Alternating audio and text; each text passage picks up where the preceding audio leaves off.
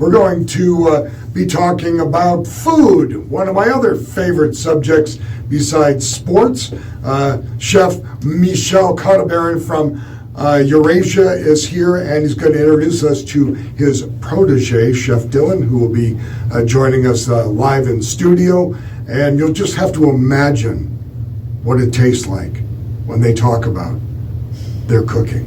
And today we have what now amounts to a new culinary power duo in town. Of course, Eurasia by Chef Michel, North Cortez, but now he's being joined by his new chef de cuisine, Chef Dylon Kelly. And welcome, chefs, to What's Cooking here at Talk of the Town. First of all, when Eurasia first came to town, it looked to me as though there was quite an amazing menu, challenging for a chef. Where did the inspiration come from for creating the menu at Eurasia? Eurasia, so speaks for itself, Eurasia. So I have a French background in culinary. My parents are French, and I trained in the south of France. I did an apprenticeship, and I've worked in 11 countries in Asia, but wow. in Europe as well.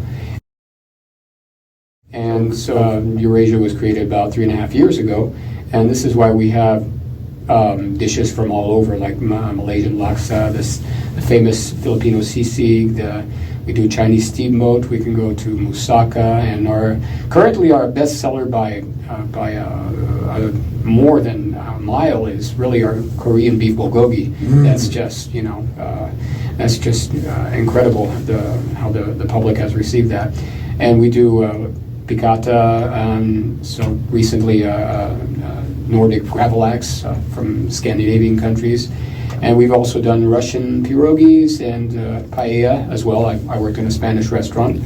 And obviously some of my home dishes, the French canard orange. Now you say you trained in France. How did you get to France in the first place?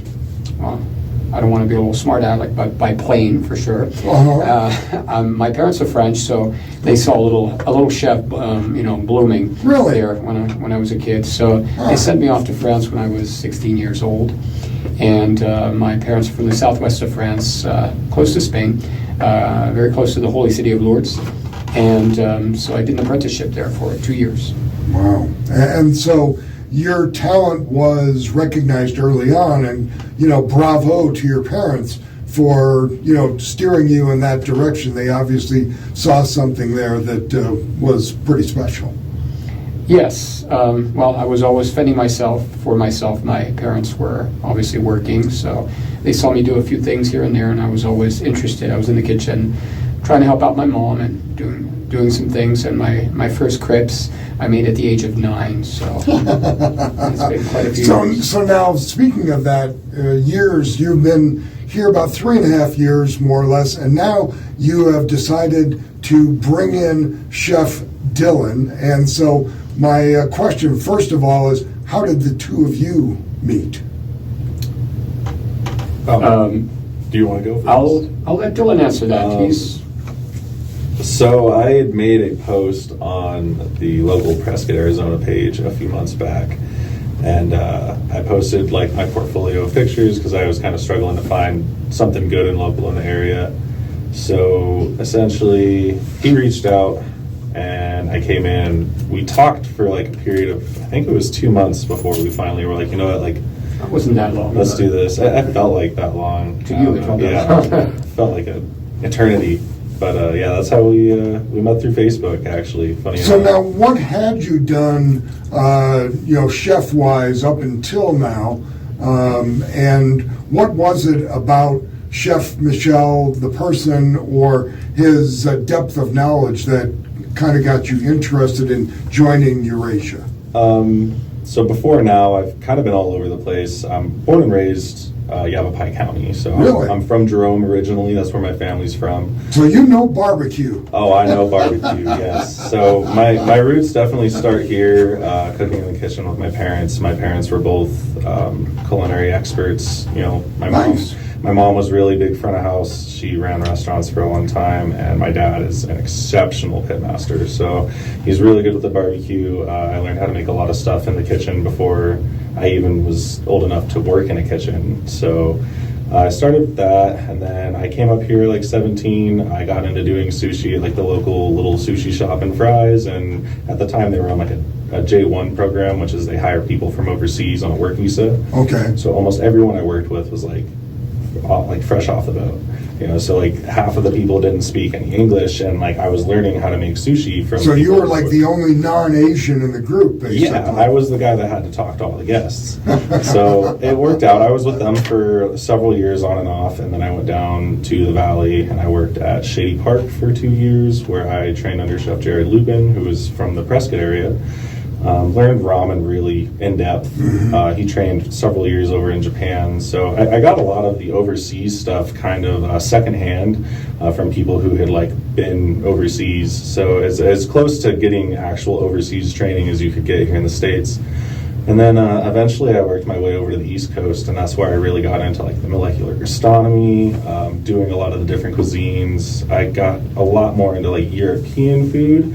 Mainly back there, it's mainly like Italian and French, and mainly Italian and German where I was at. But French is definitely something that's in the works. But the gastronomy movement back east is a little bit more forward than it is out here. So that's definitely something that when we sat down and talked, he was really knowledgeable about a lot of the gastronomy stuff, and we just share like a really similar vision with what we want to do with food, and the chemistry was good right off the bat. So now when you're in the kitchen with Chef Michel at Eurasia and watching him do stuff for the first time, and you're kind of getting the lay of the land, so to speak, was there anything about his technique, his formula, his approach that struck you right away as saying, hey, this is really something cool, this is really something different? Yeah, well, as an older chef, Chef Michel he's really good in the kitchen. He's really knowledgeable. He's got a lot of good technique that is reminiscent from what I've learned from a lot of the great chefs I've learned from in my time in the kitchen. He's fast, you know. He gets around pretty good, and he makes everything to taste, right? And that's the key thing. Like, there's a difference between people who are cooks and people who can cook, right? And people who can cook, right? Like, yeah, you can hand him a recipe with ingredients on it and say, I need you to make this dish, and he will make it to flavor, right? He doesn't need to go grab measuring cups, and we both cook like that, which is great. What's a measuring? I don't know. When we do need them, it's like impossible to find them. So the big thing for us is that the experience is there, right? Like working with him and the huge sigh of relief of like, oh, I'm finally like working with someone who like really knows what they're talking about, and like they're more experienced, like they're more walking than talking. And that's something that is a huge refreshing thing for me. So now when Chef Dylon is in the kitchen with you, Chef Michel, are you critiquing him? Does there, maybe a little taste? This could use a pinch more of this, or maybe a little bit less of that, or something. Is that something you're looking for to try and get him to emulate your approach? Or is there maybe something he brings to the table that's a little bit different, and you're looking at him like, I never really thought of that before? Well, the guy's 6'5". I don't want to critique too much. But as the older chef, as he so well put it, no, he's just picking up on the stuff that we do here, our dishes that have been tried and tested. We have a new menu coming up. And so there are some dishes that are going to stay there. There is going to be a big refresh. Dylon is bringing in he's putting in his 2 cents, there's no more cents anymore, is there? So it's $2. We're locking it in. We already talked last night, and we're going to put that down and lock that in very, very soon. And we're back with more Talk of the Town. We've got the chefs in the studio from Eurasia, Chef Michel and Chef Dylon Kelly, who's just joined up with Chef Michel, and they're the dynamic duo of Asian and European cuisine. And I guess the idea of doing a multi-cuisine, because a lot of restaurants, basically specialize in one thing, and they just do it over and over and over and over again. And I get the assumption that the reason Eurasia has so many different cuisines is that maybe you've got a little ADHD going there that can't really settle on one thing and do it over and over and over again.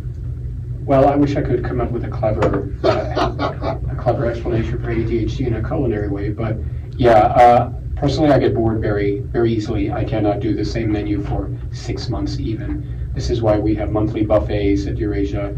We have also a monthly food club by invitation, and monthly buffets sometimes twice a month, depending on the season. If there's an event or something that's well known that's out there, and so this is why. And we also will be introducing a lot more weekly specials. Okay. So, Chef Dylon, do you have to have the same kind of mindset to be able to tackle a multi-cuisine platform like what you have in Eurasia? Yeah, absolutely. You gotta want it, right? And you have to have some sort of sense of pride as well, right? And that's the thing, is it's like, guys that operate culinarily at our level, we don't want to do the same thing all the time. We want to push the envelope. We want to push the boundary. We want to take it a step further than what the next guy's doing. Because what's the fun in doing the same thing every day, right? There's no growth in that. And I'd say one thing that comes with ADHD is the need for growth constantly, right? I have ADHD, and I'm 31 years old, and I still pick up new things and new hobbies all the time. And it's just one of those things that life isn't boring if you live it. And food can be put on the plate in the same way, right? You can live through food in a sense by trying all these different cuisines from different places, and you can get all of them at Eurasia. So, Chef Michel, how would you define the use of the word fusion when it comes to cuisine? Because obviously that is something that you have strived for in putting together the menu items and the approach at Eurasia. Fusion would actually be two different countries, two different types of cuisine.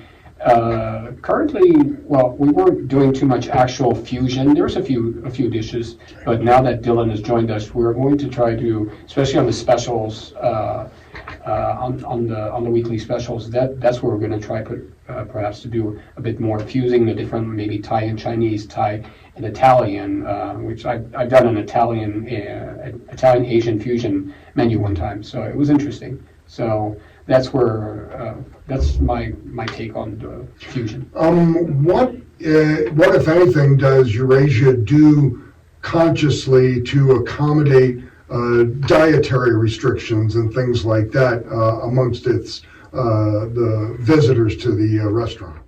Well, it's funny you ask. We are the champion of the gluten-free people.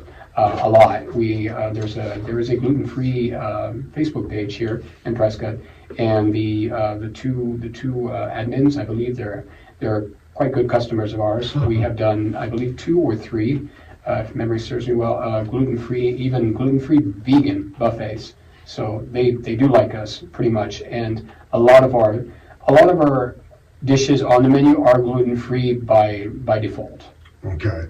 It just kind of comes with a lot of Asian cooking, a lot of Asian food, the lack of dairy, lack of gluten. It's just how they do a lot of their dishes. Well, my wife and I are both dairy challenged, so that's why we're always on the lookout for places like Eurasia that really strives to accommodate people that have unique, health situations. But nonetheless, let's talk real quick about this new menu and a couple of the things that maybe you're thinking about or toying with the possibility of adding to the new menu at Eurasia in the days and weeks to come? I'll tell you what, I'll let Dylon answer that. Oh man, no, you gotta help me out here. What we can't tell them everything. No, you don't have to tell me, just a couple little clues, you know. Well, we do have we do have colorful. we do have some colorful plates coming Yes. up, and then Dylon here has been worked in, was it Mesa, at a place in Mesa, very popular next to the campus. Tempe, yeah, Shady Park. So in 2019, I was there and we won Best Ramen in Phoenix. Oh, nice. Ramen is something. It's hard to do it every day with the how we are with the space in the kitchen. It is a pretty small kitchen. Very tight. So we do a lot to make it work. We did a ramen special this last weekend. It was very well received. There are some other things that we're going to be bringing. I think an exciting one is. Can we tell them about the pasta? Or No, let's keep that. no, keep that one. Don't tell them about that the one's pasta. the pasta is Not top the pasta. secret. The pasta's top secret. When that one comes out, you guys are going to be blown away. The pork belly, I think, is going to be the one that the people are really going to look forward to. It's going to be a nice Thai Japanese fusion. So we're getting ready to kind of wrap things up. So the one thing that I think what really drives you is the kind of response that you get from your customers. And I would imagine that since they can't get hardly anything that you make anywhere within like 100 miles a year, you maybe almost have like a little bit of hero worship going on there from the kitchen. We have some very, very loyal customers, and this is all due to the labor of love with the lady standing to my left here, who has put everything together. Like I tell many of the customers, my wife Clarissa, I only cook the food. She does everything else. She's the one. She's the customer relations, everything. She knows all the customers by name, everything. So without her, there's no Eurasia either. So. Well, and she's in the studio filming us as well. So just to let you know that she is documenting this interview. And I do want to say, first of all, congratulations on the two of you meeting each other. Known Chef Michel for a good part of the 3 years, and I know that he has wanted someone like you to come in and be a part of Eurasia. And so again, congratulations to both of you for this partnership. Easy way is to go to eurasia.kitchen. It's EURASIA, eurasia.kitchen, and they will have more details on that website than we could possibly have gotten into in the 30 minutes that we had here on Talk of the Town. Chefs, thank you both. Really do appreciate it. And Clarissa, too, thanks again, and continued good luck and success with Eurasia.